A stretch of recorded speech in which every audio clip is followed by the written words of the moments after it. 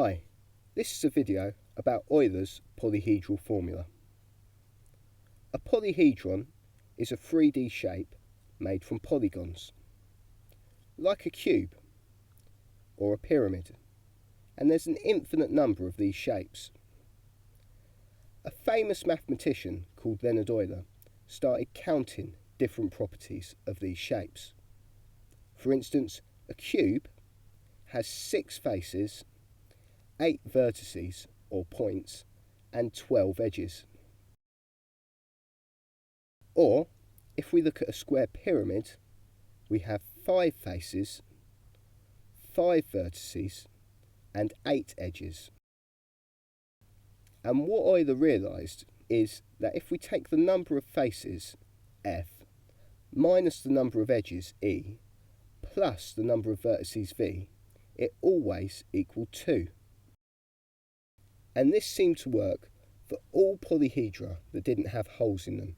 You can think of these as polyhedra that can be squeezed into the shape of a sphere. But how do we check this if there's an infinite number? If we stretch out a face of the polyhedron so that all the other ones lie flat in it, then we still have the same number of vertices, faces and edges, because there's still one face on the bottom.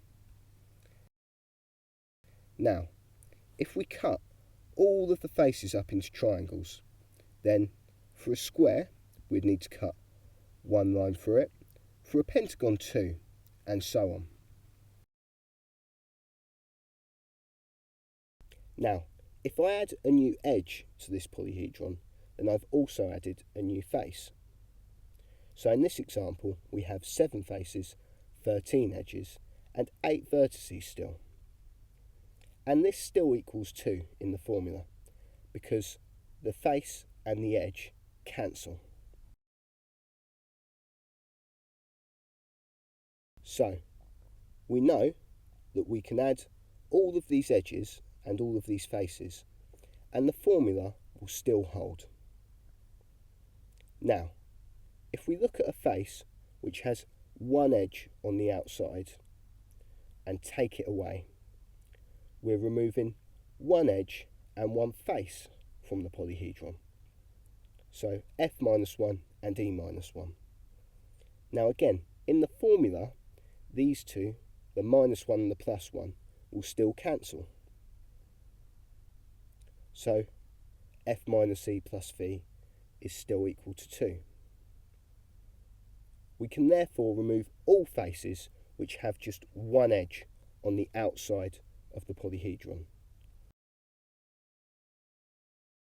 Now, if we look at a face which has 2 edges on the outside and 1 vertex on the outside, we're removing one face, 1 vertex, and 2 edges. So we have a minus 1 plus 2 minus 1 in the formula, which still cancels, and f minus e plus v is still equal to 2. So we can remove all of those without any problems. Now, we carry on in this fashion and remove everything until we're left with a triangle with 3 vertices, 3 edges, and 1 face on the top and 1 face on the bottom. f equals 2, e equals 3, and v equals 3. f minus e plus v is still equal to 2.